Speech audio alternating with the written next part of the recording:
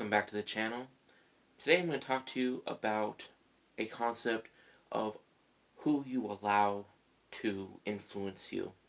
So before I get into it, go ahead and like, comment, and subscribe if you like the content I'm creating. Hit the bell notification so you're updated of the videos that I'm making all the time.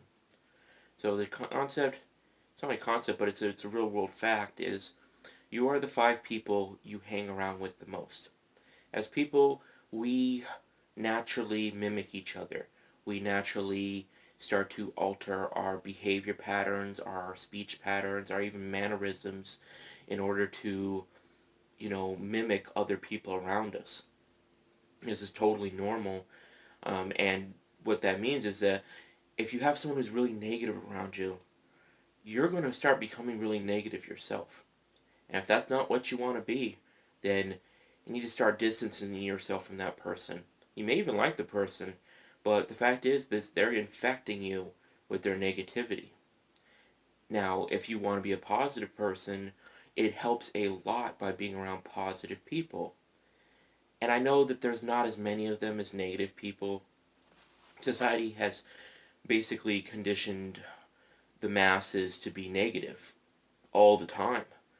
Everything is about, not too bad. I mean, when you say not too bad, what you're saying is it's bad, but it's not too bad.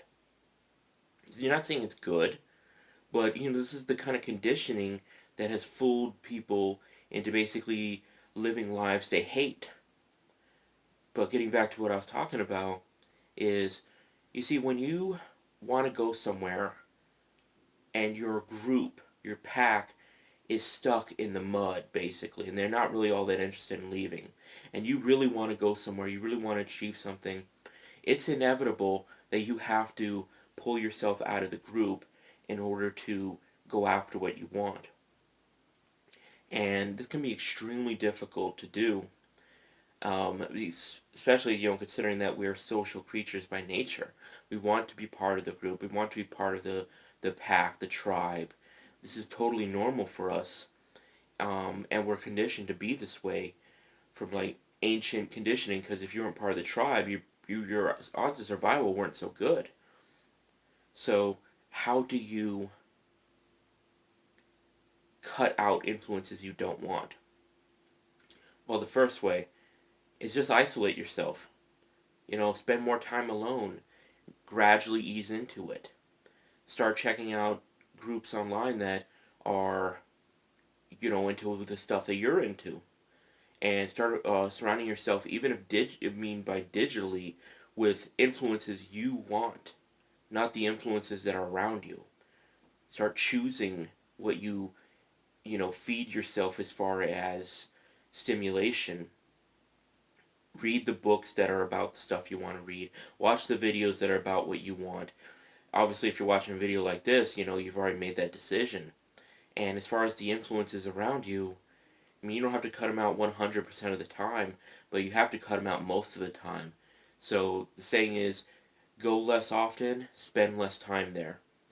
Ease into it.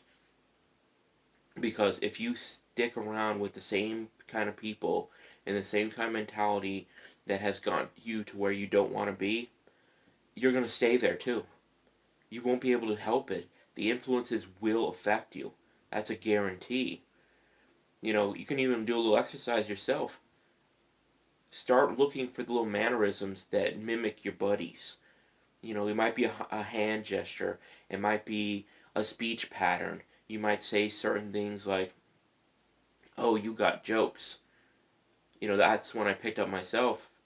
And that's not something I say, but I noticed that because I was spending around a lot of time with someone who did say that suddenly I started using that too. Now, I caught it right away, but still, it took a little bit, took a couple weeks to really start to affect me, but it did. And I'm quite aware of these things, and it still affects me. So I had to be more conscious about how I was presenting myself and if that really was what I wanted to do. Now, if that's not what you want to do, ease out of that group. Look for a different group. Immerse yourself in the content that you really want to move in the direction of. Be willing to take chances. Because if you don't take chances, you're not going to get anywhere. If you're only ever going to be in your comfort zone, you know exactly where that's going to get you, because look around, that's exactly what it is. And is that going to change because you haven't changed? You're not doing anything different. So just be aware of that. If that's what you want, hey, okay, it's your life. But if it's not what you want, then you have to start doing things differently. Einstein actually said that you cannot solve a problem from the same level of consciousness that created the problem. You can't solve an issue by being in the same mindset that made it happen in the first place. You have to change. You have to bring yourself up. You have to alter the way you look at something in order to change something. So that's how it's done. And in the long run, you'll be very happy that you took the hard steps now. You'll be very grateful to yourself that you made the tougher choices when it mattered the most and got yourself to a place that you truly want to be at. Because the number one regret of the dying is not living a life true to themselves. We're always running around trying to please other people. We're trying to, make our parents happy. We're trying to make society happy. We're trying to make our boss happy. We're trying to make our lovers happy. And we're trying to make everyone happy but ourselves. When yourself is the one you should be making happy the first. And you make them happy by expressing yourself honestly and truly to what you and who you want to be.